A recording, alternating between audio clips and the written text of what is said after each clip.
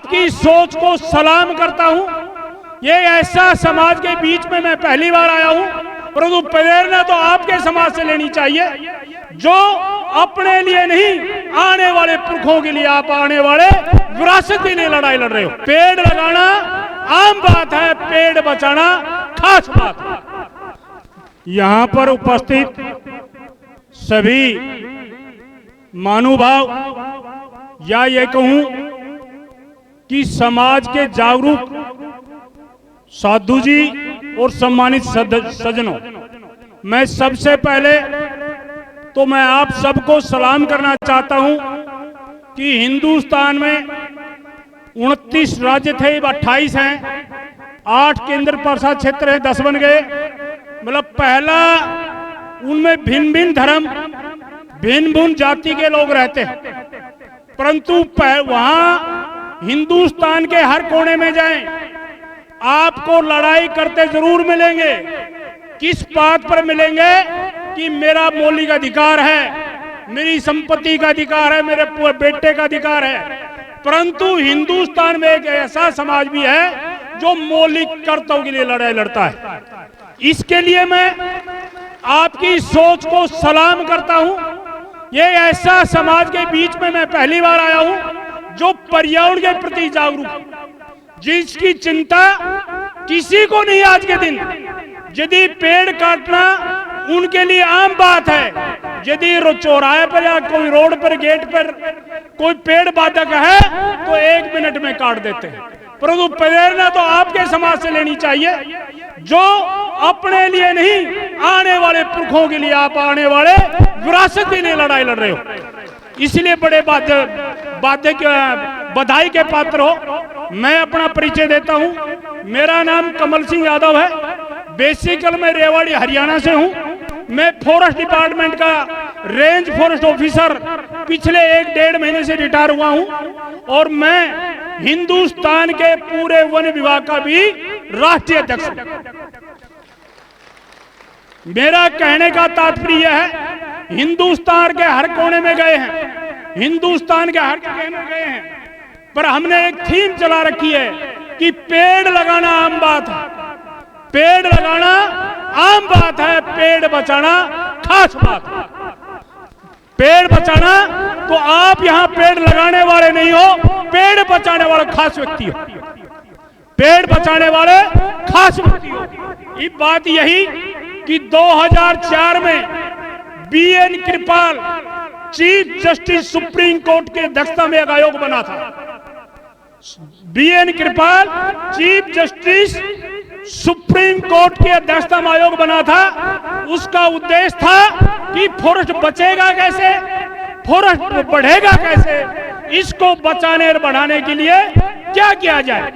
मैं all over India उस time general secretary था। मैं संक्षिप्त में कहूंगा, डिटेल तो बताने में तो बहुत और भी वक्ता बहुत ज्यादा है। सभी की सीमा का और सभी की विचारों का ध्यान रखना चाहिए। ये नहीं कि मेरे को मंच दे दिया कि मैं ही पूरा करूं। सभी के विचार ज्यादा शेयर करें तो ज्यादा विचार आएंगे, ताकि लड़ाई लंबी लड़ी जा सके। तो हमने कहा था कि आज के दिन सभी स्टेट हाउस और फॉरेस्ट छात्रावास बनाया जाए। एक ही पॉइंट कहूं, ज्यादा नहीं बोलूंगा मैं। तो उन्होंने कहा, लोगों ने कहा कि हमको बच्चे, वो स्टूडेंट थोड़ी है, हम पढ़ेंगे कोई। उनका मतलब था कि जंगल कैसे बचेगा। तो फॉरेस्ट डिपार्टमेंट के यहाँ तो हरियाणा और राजस्थान में हमारे रिजर्व जंगल ऐसे हैं, शाम को कर्मचारी आ जाता है। मध्य प्रदेश, छत्तीसगढ़, उड़ीसा, आंध्र प्रदेश, तेलंगाना, इनमें जाओगे तो आप 200 किलोमीटर तक लगातार जंगल है। और वहां का एक आज का छपा हुआ पेपर भी, वहां का पेपर दूसरे दिन मिलता है। कहने का मेरा तात्पर्य, वहां जंगल के कर्मचारी जंगलों में रहते हैं। और आज के दिन कंपटीशन का जमाना है, सब चाहते हैं मेरा लड़का आईएएस बने, आईपीएस बने, डॉक्टर और इंजीनियर बने। परंतु कब होगा, जब उनको उचित शिक्षा का प्रबंध, तामील का प्रबंध होगा। इसलिए स्टेट हाउस पर छात्रावास बनाया जाए, ताकि एम्प्लॉयज अपने घर बच्चों की चिंता छोड़कर जंगलों में गश्त ज्यादा करें। दूसरी बात कि जो फॉरेस्ट के जंगल हैं वो तो एक विभाग के अंडर है। सरकारी जो जंगल है उसकी रक्षा करने के लिए विभाग का गठन 1864 में कर दिया गया वन विभाग का, परंतु वो आज के दिन पूरे हिंदुस्तान में 22 पॉइंट कुछ समथिंग है। परंतु भारत की प्रथम पॉलिसी वन नीति जो 1868 में बनी, दूसरी 1952 में बनी, तीसरी 1988 में बनी, जो आज तक इंप्लीमेंट है, और दो हरियाणा की 2006 और आपकी 2014 मतलब दो कॉन्स्टिट्यूशन में बनाई राजस्थान सरकार ने भी, इसके मुताबिक टोटल भूभाग पर 1/3 पर वन होना चाहिए। ये कैसे होगा? सरकारी कैसे जब बनता जमीन तो है नहीं, रबड़ तो है नहीं जितनी खींच ले, उसका तरीका दिया था आउटसाइड फॉरेस्ट, जो किसानों के खेतों में पेड़ खड़े उसको रोका जाए, काटा ना जाए। तो सरकारी तो रक्षा करते हैं, किसानों को कैसे बचेगा कि उनको प्रोत्साहन दिया जाए, उनको प्रोत्साहन दिया। इसी कड़ी में हमने पूरे हिंदुस्तान में पेड़ों की संख्या गिनती करवाने की मांग की। हरियाणा में उसका पहला राज्य है। आज के दिन हरियाणा में 4,97,11,285 पेड़ है। इसी तरह के उसका यह भी पता होना चाहिए कि कितनी प्रति ईयर कितने पेड़ कटते हैं, ताकि उसका आंकड़ा आ जाए आपको। तो हरियाणा में 2.5 करोड़ के लगभग जनसंख्या है। एक आदमी की से 2 पेड़ आते हैं, एक आदमी की से, जबकि स्वस्थ रहने के लिए एक आदमी की से 29 पेड़ आना चाहिए। जैसे बड़े अमेरिका जापान बड़े भाषा बोलते हैं तो बहुत है, 300-300 पेड़ आते हैं। इस कड़ी में हमने हरियाणा में मांग करी, उसकी गिनती हुई, और 75 साल से ऊपर जितने भी हरियाणा में पेड़ हैं उनकी पेंशन नवंबर 2000 में जो भी मालिक थे उनको पेंशन दवाई हमने 3,000 रुपए प्रति पेड़ प्रति ईयर। पहला राज्य हरियाणा का। इससे पेड़ कटेगा बचेगा? बताओ आप, बचेगा ना? 5 मिनट शॉर्ट में जा रहा हूं, 1 मिनट बस शॉर्ट में आ जाता है। उसके अलावा ग्रीन कार्बन क्रेडिट योजना, ये 2024 में फरवरी में नोटिफिकेशन में शॉर्ट में बताऊं। एक और बताता हूं बात, आपकी बात पर एक ही पॉइंट पर ग्रीन, ये 19 धारा हरियाणा और पंजाब में भू संरक्षण अधिनियम 1900 के मुताबिक पेड़ काटना पूर्णतः मन है, स्वीकार करना पूरा मन है। हरियाणा में लागू है, हरियाणा और पंजाब में भू संरक्षण अधिनियम 1900। ट्री एक्ट 1994 के दिल्ली में लागू है, 1976 में आपको यूपी में लागू है, और उसके अलावा इंडियन फॉरेस्ट एक्ट जिसकी धारा 30 के तहत जितने भी स्टेट ट्री है वो संरक्षित घोषित किए हुए हैं, उनको काटना पूर्णतः मना है। अब आपके रोज सोलर लाइट लगा रहे हैं, इनके तहत रोज शॉर्ट में कर रहा हूं मैं, इनके तहत रोज पेड़ काटे जाते हैं। इसमें मेरा सुझाव है कि पीछे पहली वक्ता जो बोले थे उन्होंने कहा कि भाई जमींदारों से एफिडेविट ले लिए पहले कि मैं जमीन बेचता हूं, बिना पेड़ों की पेड़ काट दी मेरे बीच में कोई जमीन में।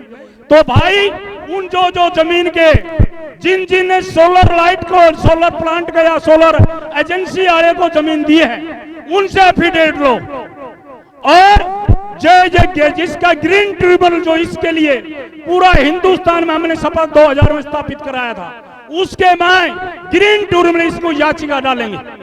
अब एक कानूनी लड़ाई की तैयारी भी की जाए, उसके लिए मैं पूरे हिंदुस्तान के सारे कागजात जो आपकी संस्था जो अग्रिम पंक्ति में रहेगी उनको मैं देने के लिए तैयार हूं। सारे मेरे पास कागज, मैं इसलिए ज्यादा लंबा हो जाएगा पूरा डिटेल बोलने में। तो कहने का तात्पर्य है, सिरों की लड़ाई तो आप यहां लड़ रहे हो, धरना दिए, जुलूस दिए। मैंने बात 1 अक्टूबर 2024 से एक रैली शुरू करूंगा, मैंने घोषणा करी, मैं हरियाणा में कर चुका हूं। तनोट माठा जो जैसलमेर के अंदर लास्ट बॉर्डर पे जंतर मंतर पेड़ बचाओ अभियान, पेड़ बचाना अभियान के लिए मैं पूरा डिटेल मेरे पूछिए, बहुत समय भाई साथी बार बार खड़ा हो जाता है। कहने का तात्पर्य है कि आप धरना जुलूस तो करें, परंतु जयपुर जरूर बैठे। आपकी इसकी लड़ाई वन भवन, अरिना भवन जयपुर के आगे भी प्रतिदिन एक जिला धरना दे कि राज्य है वहां, आपकी राजधानी है, कानून वहां से बनेगा, आपका कानून वहां से बनेगा। और कानूनी पहल करने के लिए दिल्ली ट्रिब्यूनल में जितने भी आपके संबंधित डॉक्यूमेंट्स हैं, जितने भी फॉर्मेट के आपके एविडेंस हैं, उनके मुताबिक, और बीएन या ग्रीन ट्रिब्यूनल का पीके दास जो हमारा पहले डीआईजी होता था, जो उसका मेंबर है, उससे मैं परसों ही जाके मुलाकात करूंगा। जो ग्रीन ट्रिब्यूनल का है मेरे व्यक्तिगत जानता है। कहने का था पीएलआई एक डायल करेंगे वहां, और उसमें पर्यावरण के प्रति हरियाणा में एक बात थी, एक नुलो जाट रे जाट तेरा सिर पर खाट, वो नुलो तेलिर तेरा सिर पे कोल्लू नुलो ना जुड़ी, नुलो सिर्फ बोझा तो मरेगो, बोझा तो मरेगो। कहने का मतलब यह है इनने हर तरीके से लड़ाई लड़नी। आपको जनता पब्लिक के समर्थन से, कानूनी प्रोविजन से और राजनेताओं पर दबाव बनाने से, इसके लिए आप लगे रहोगे। और उसके अलावा लुप्त प्रजाति, रेड बुक में खेजड़ी को लुप्त प्रजातियों में शामिल कराना है। रोहिड़ा है, खेजड़ी है, घिरनी है, इंद्रजोग है, काफी जो लुप्त प्रजातियां हैं उसमें इनको शामिल करवाना।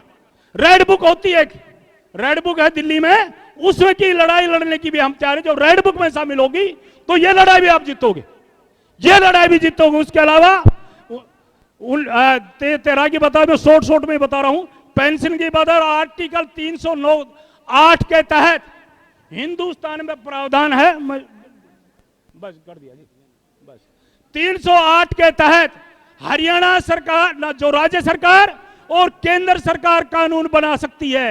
आपका इंडियन फॉरेस्ट एक्ट 1927 पूरे हिंदुस्तान में लागू है, उसके मुताबिक स्टेट गवर्नमेंट भी कानून बनाती है, परंतु सुपीरियर कानून सेंट्रल गवर्नमेंट के माना जाता है। उसमें कोई भी रिबेट छूट नहीं ले रखी, इन्हें एग्जम्पशन, इन्हें सोलर प्लांट वालों ने कोई भी छूट प्राप्त नहीं कर रखी। उसकी लड़ाई भी लड़नी है, कानूनी तरीके से मजबूत होना। साथी बार बार आते, मैं और भी कुछ बोलूंगा, उसके बाद भी आप सबने मेरी बात सुनी, सबका तहे दिल से धन्यवाद।